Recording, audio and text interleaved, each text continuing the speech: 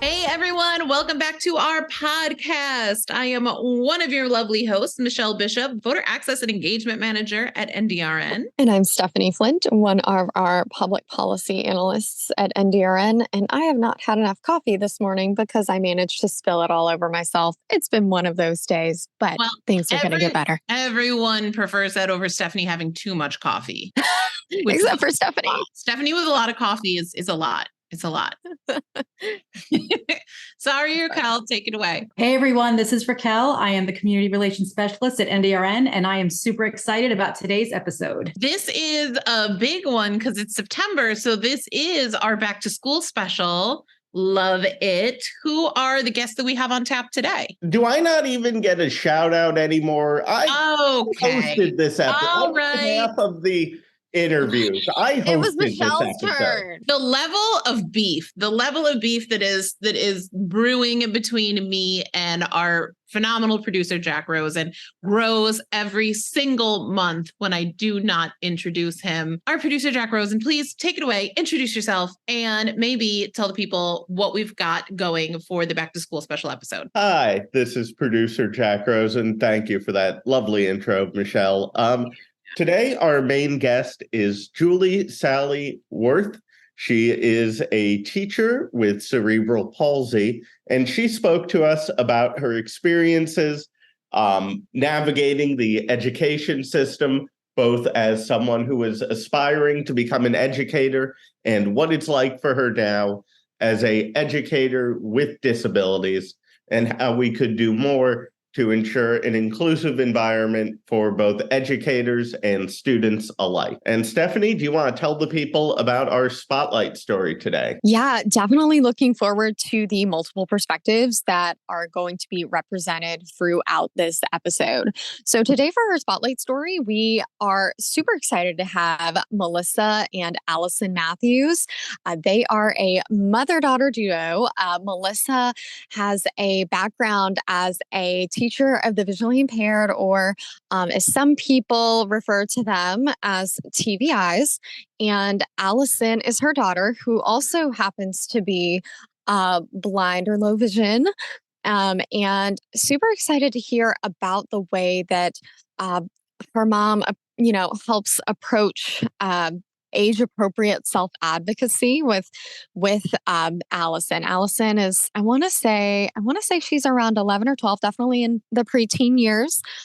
So again, super excited to hear about that. And let me tell you, I feel like for me, if I had learned age-appropriate self-advocacy prior to high school and started learning younger, I feel like it would have been, of course, more ingrained. And while, as an adult, it's something that, of course, I have, begun to learn. The sooner you start to learn, the more comfortable you get, the more confident you get. And so I'm so excited for you guys to hear about that perspective today. If I had learned age appropriate anything in high school, the world would certainly be a better place. So I can't argue with that. Why would I say that publicly? That's a bad idea. Oh, I hope my mom went back to reverse. Mom, go back to not listening to the podcast. Okay. So let's jump right into it this month. And I will be over here drafting the public apology that I'm going to have to issue to Jack because I refuse to ever acknowledge his contributions to this podcast. Can you sing it or write it in a haiku format? First of all, don't threaten me with a good time. If you want a one-woman production of a musical of my apology, I'm ready. Let's do it. Next episode or all right, let's get into our first guest this month. Okay, let's get into it, everyone. Today we are joined by Julie Sally Worth. Julie, thank you for joining us today. Thank you for having me. I'm glad to be here. So getting started, could you share with us a little bit about yourself? Yes. So my name is Julie Sally Worth, and I am an elementary and middle school Spanish teacher. I also teach English as a second language to adult learners. I am in my, if you count all of the years I've been an educator, this is probably year 18. But I've been teaching for 7 in a classroom. And like I said, I work with elementary and middle school students at a Montessori school here in St. Louis, Missouri. I also have cerebral palsy and a visual impairment. And just a fun fact about me, I am a classically trained musician. What instrument do you play? I play piano. I have not played in quite a while. I'm probably a little rusty at this point. But I play piano and I sing. Fantastic. Thank you so much. Yeah. Funny enough, you and I have talked about this before when you joined us a couple years ago for a Get Out the Vote video. But I was wondering, for those who haven't seen it or don't remember since 2020 was so long ago, can you talk to us a bit about some of the barriers that you faced as an educator with a disability? I could talk for a really long time about that. So I knew since I was 15 years old that I wanted to be a Spanish teacher. I absolutely loved my Spanish class in high school and decided when I got to college that I would study it and major in it, and eventually ended up with a degree in Spanish. And so the issue was not that I didn't know what I was doing or that I wasn't good at what I wanted to do. The issue, one of many that I had, is that I was told that because I have a physical disability, a noticeable physical disability, that I would not be able to teach. And I attended a traditional 4-year university program where I studied Spanish and education. I successfully completed the program, made it all the way through. And then when I got to student teaching, which is a requirement in the state of Missouri, first of all, I was placed in a school that was incredibly far away from my house, which is important to the story because I don't drive. I can't drive. It's not an option for me. And so transportation right there is already a barrier to me physically being able to get there. But I worked that out, ended up hiring a driver. And then I was essentially told, after having worked in this particular classroom for 6 to 7 weeks, I was told, if you have your own classroom within a year, I don't think, and this came from the teacher who was supervising me. She said, I don't think you'll be able to manage it. She said, you have good relationships with students and good rapport with them, and they listen to you, but you have horrible organizational skills. You don't know how to plan anything. You look exhausted all the time. And I don't think you'll be able to do this. And quite frankly, those were some very, very crushing words. And I later received a phone call that evening stating that the university had decided to remove me from my student teaching placement, and therefore I would not complete my degree as I had originally planned. I would not complete student teaching, at least not at that point in time. And I was to come to the university the next morning for a meeting to discuss my options. At which point, at said meeting, they offered me a minor in education and told me that that was essentially my option unless I wanted to stay at the university for another year and redo the whole thing again. To which I said, no, thank you. I don't understand quite what went wrong here. There are so many reasons why I can't stay here another year, but I don't want to be quite honest. And so after that happened, first of all, I guess I should say it took me a long time to really unravel that. And it took me a lot of talking myself out of thinking that I was a horrible teacher and knowing that I was supposed to be an educator, but I didn't feel like I was. And I felt like that option had basically been like ripped away from me. And I eventually did go back to school and it worked out. But the message that I want people to take away and to understand is that took me 10 years. That took me 10 years to be able to say, I'm going to do this and I'm going to try again. And that, these voices are not going to tell me what I can and can't do. I think that really speaks to one of the big issues here. I mean, we'll get to some of the issues with the bureaucracy and the IEP process in a moment, but the truth of the matter is also that, there are all these barriers to people with disabilities becoming teachers. So we have students who need accommodations. There is, that perspective of people with disabilities on the other side of it can be missing because it is hard for people with disabilities to become educators. So I'm wondering how we could support people who want to be teachers with disabilities. What can we do to make the education system on the teaching side more inclusive? So if we think about schools of education and education teacher preparation programs, and how can those programs better cater to educators with disabilities?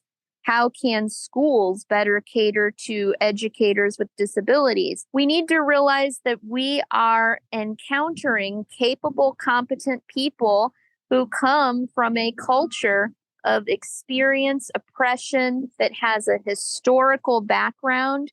Most people never learn about the disability rights movement, from what I've been able to tell. And if we shift our focus from thinking of disability as this thing, this medical condition that needs to be fixed, cured, taken away, removed. Oh, we'll just remove the barrier and then the person will be able to function just fine. Yes, that might be true, but we also need to realize that disability is a strong part of a person's identity that informs who that person is. And it does inform in positive ways. And I would not be the same teacher if I didn't have a disability because I have a different perspective. I don't have an able-bodied person's perspective. I can't. So when my perspective is different, which it is, then the message that I'm able to deliver to my students is also different. It's equally as valid. It's one that they need to hear.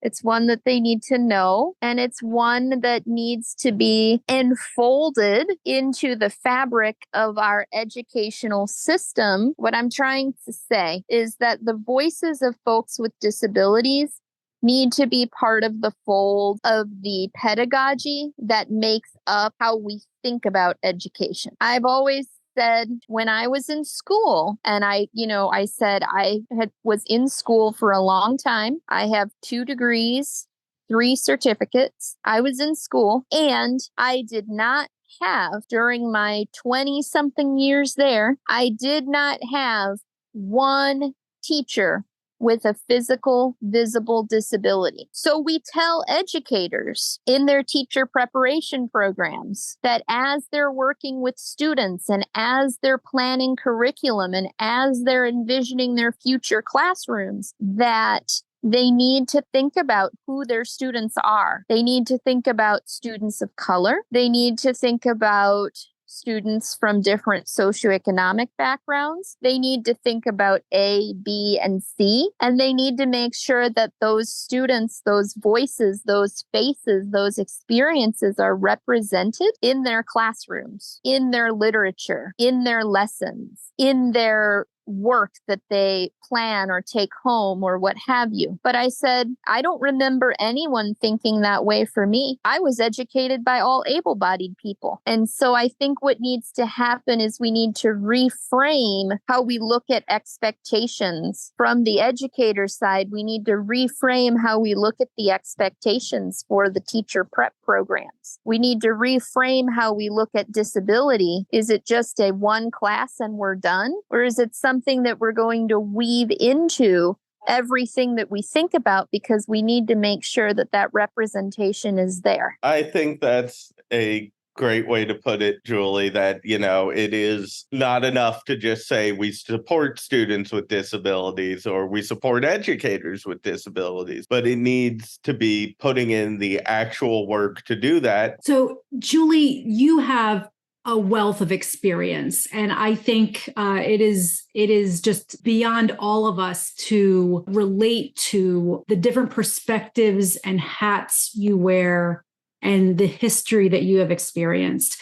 So I wanted to touch back on something you were discussing earlier, which is the IEP. And I think there's a lot to unpack with the IEP process. Specifically for this question, I would like to know, a lot of families, parents, legal guardians, they unfortunately come into these IEP meetings unfortunately with an us versus them kind of tone. And it really isn't supposed to be that way. We really want to make sure that these are student-centered, collaborative discussions where the student is at the center of it and their success is contingent on everybody's creativity and buy-in. So I was wondering if you could talk to us about how each member of the IEP team can work together to achieve the ultimate mutual goal of academic, social, and all the other attributes of success that a student has in the classroom. I think that, so first of all, I think that communication is key when you're working on an IEP team. I think that recognizing your role on that team is also super important. And so one of the things that I want to point out is that parents and legal guardians have a huge seat at the table. And so does the student. And so many times, I've heard people say, including, teachers that I've spoken with, they'll say, well, it could be traumatizing to have the student there because they won't understand what we're talking about. They won't know how to respond. They are too young, blah, blah, blah, blah. And I'm like, okay, so you're going to have a meeting about someone. You're going to talk about a 20-page document that has all kinds of things about that person written in it, and they're not allowed to be in the meeting. Is that okay? Would you like it if someone did that to you? And so I think that first of all, the student can have a role. Even if they're 5 years old, they can go to the meeting, they can introduce themselves, they can present something about themselves that they want that team to know. It could be something that they like, a hobby that they have. It can be something that they recognize is difficult for them that they acknowledge they want to work on. And this can be something that the whole team pulls together on and make sure that that student, however old they are, is at the table for their meeting, even if it's just for 5 minutes.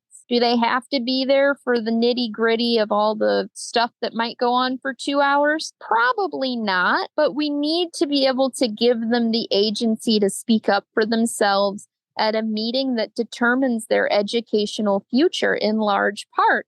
That's all about them. And time is of the essence for teachers. There's never enough of it to get the 99.9 million things that need to be done in a day actually done. And I understand that because I don't teach one level. I teach 14 different classes in 1st through 8th grade. I get it. And if I'm asked to be on an IEP team, I will be on the IEP team and I will make sure that that kid gets their accommodations. That means communicating with the special ed teacher. It means asking questions. Never think that any question is stupid. We have a tendency, and education schools breed this. We have a tendency to want to be perfect at everything. We think that everything needs to be just so. We think that the lessons need to be just right. The kids need to be engaged 100% of the time. this needs to happen this way. The paper needs to be cut perfectly. Yes. And no, if you don't know something, ask a question. Don't be afraid to say, I don't know how to work with this student and I need guidance and I need support. And I have ideas, but I need to know if they are feasible. Don't be afraid to say you don't know. I think that if a team of know-it-alls comes together and everybody comes to the table as like an expert, like I know this and you know this, but you don't know that. We are all at this table to serve the interest of the child. We are at this table to collaborate. We are not at this table to get into a battle about services and supports and ideas about how to make those happen.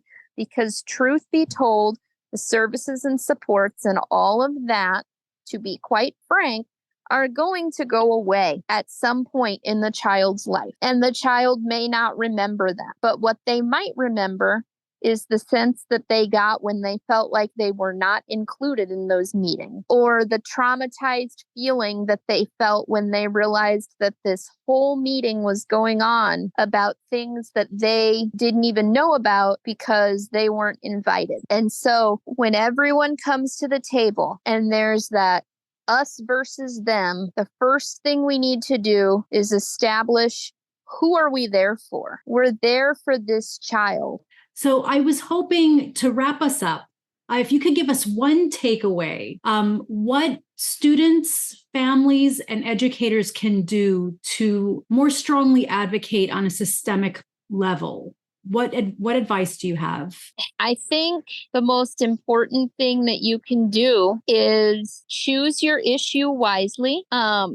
Know that you're not going to solve the whole thing overnight because education is a broken system. So choose your issue wisely and determine who is with you in that thing, who feels the same way you do. Who can you talk to about this? Who is having the same problem? Who sees it the same way you do? Or who can offer you a perspective that might complement yours? And talk to people, form a group, get with each other to figure out how to, for lack of better words, solve the system, because you're not going to do it alone. And to go back to the question about the IEP and the us versus them mentality, we often come to those meetings feeling like we are fighting a battle all by ourselves. And we're not.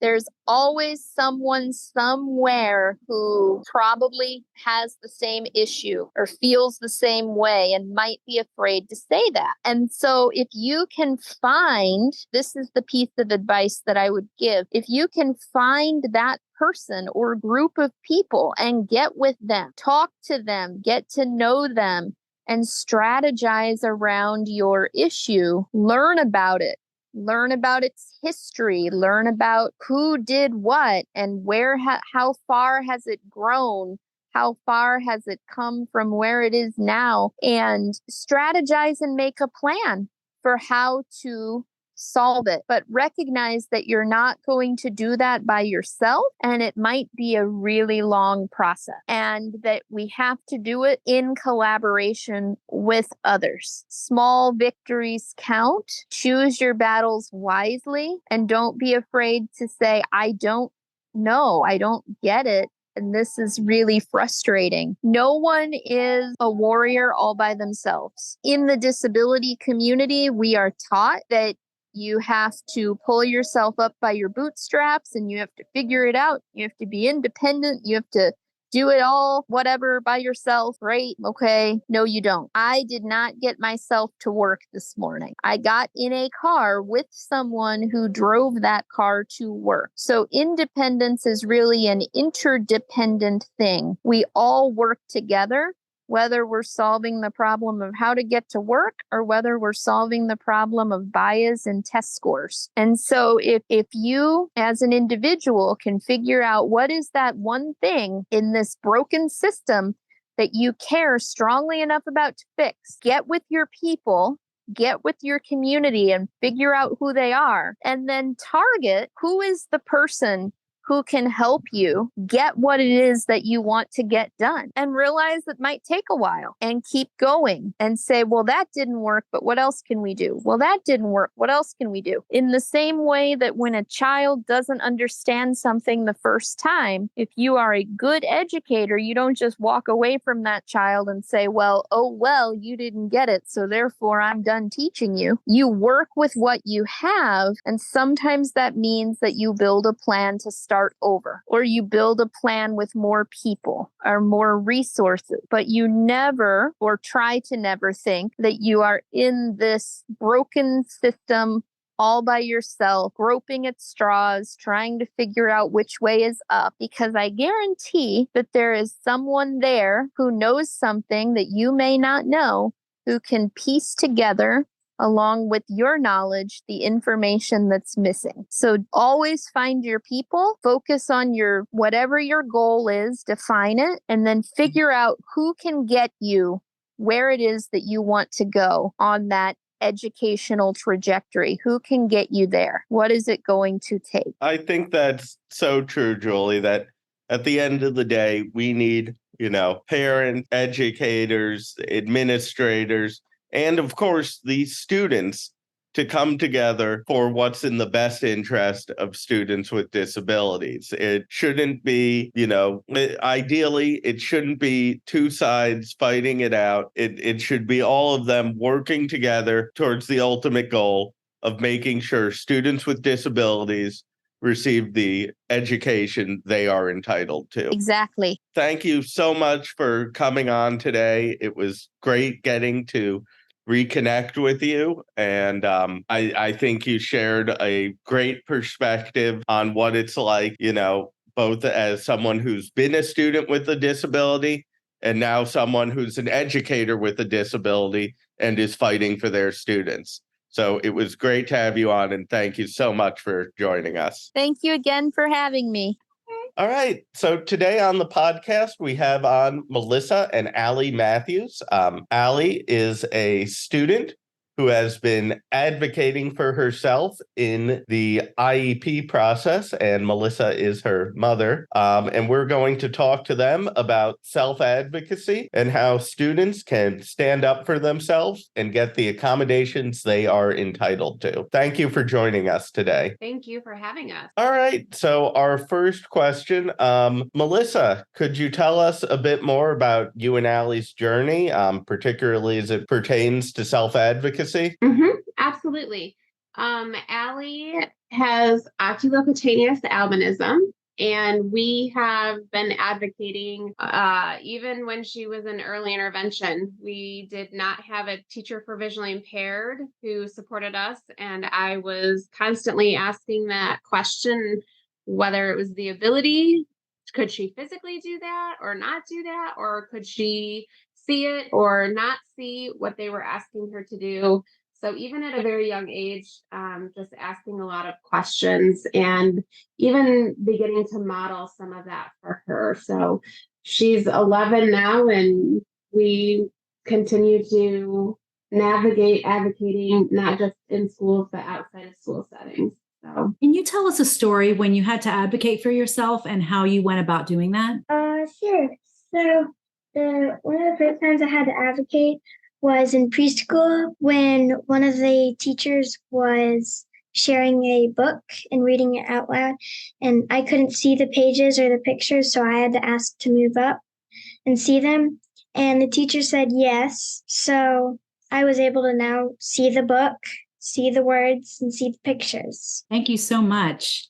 So my next question is for the both of you. I was wondering if you could talk to us about what educators can do to be more open and encouraging about self-advocacy from both a parent perspective and a student perspective. Absolutely. Yeah. So absolutely. I think as a parent, it's very important for you to be able to share successes and struggles that your child is having outside of the classroom, and really looking at your child as a whole, being honest at that IEP table. And as someone who also, as a parent, but also as an educator, trying to really understand the impact of education and access to education, and especially with all the technology being open. And again, what are they doing outside of the classroom? And as educators sitting in the IEP table, really listening to parents and understanding what that child is like outside of the school. Because, outside classroom is a lot of times just as important as inside the classrooms, understanding how they're accessing their education or their social life or curricular activities, as well as just how are they growing and developing as kids. So I would encourage not only parents, but educators all sitting at the IEP table, really looking at from the time the child is awake to the time the child goes to sleep, what occurs during the day, and take all of that. So, I've been through the IEP process myself when I was a kid, and I know it can be hard to advocate for yourself. Do you have any advice to other kids and students about how to advocate for themselves and the accommodations they need? Yeah, I actually do have. When you're talking to her about what, make sure to say what you need to say and not just because sometimes you can get super nervous if the teacher is projecting up on a TV screen and you can't see it. Sometimes people can get super nervous when they're asking. And just the thing is, you have to really come across straight and just say what you need. And also having a plan if that teacher or parent says no, because sometimes I ask for things and people say no. So I have to make sure I have a plan for my mom to figure out or me to figure out. And when this does happen, when a teacher says no, I usually go home and tell my mom. She emails the school and we get it solved.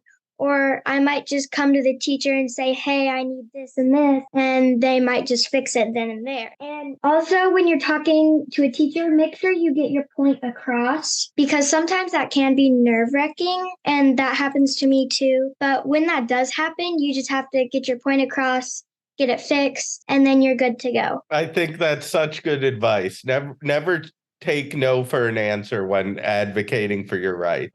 Melissa and Allie, thank you so much for coming on today and sharing your perspective. I think it's really valuable for teachers, students, and parents alike to hear about just how important self-advocacy is.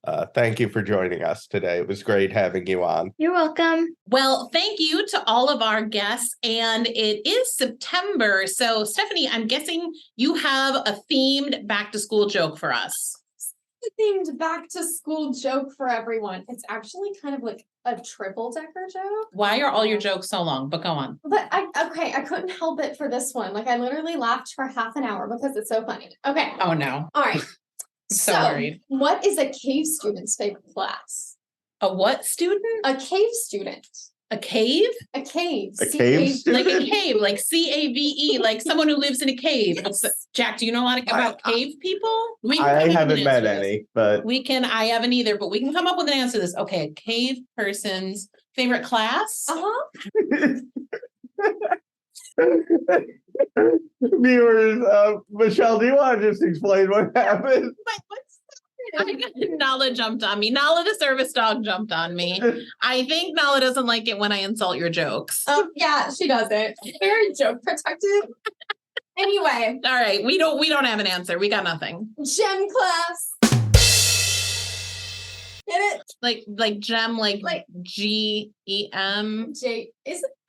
Yeah, GEM. Because they're in a cave, so maybe there's gems gemstones because they form in rock. Right. Oh, so speaking of which, did y'all know that the kids now apparently have walkout songs? Instead of first day to school photos, they now do walkout songs or whatever.